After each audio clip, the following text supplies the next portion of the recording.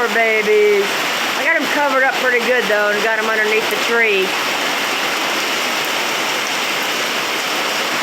Rain, rain, go away. Gonna rain for 2 weeks.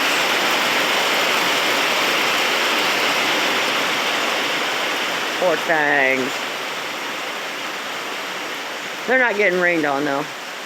Oh wow, it finally quit. It's going on and off, real hard.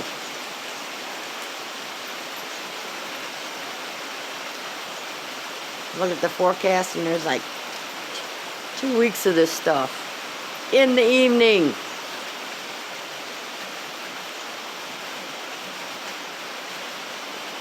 My poor babies. I got an extra tarp on the back side of it so they don't get no rain in on them.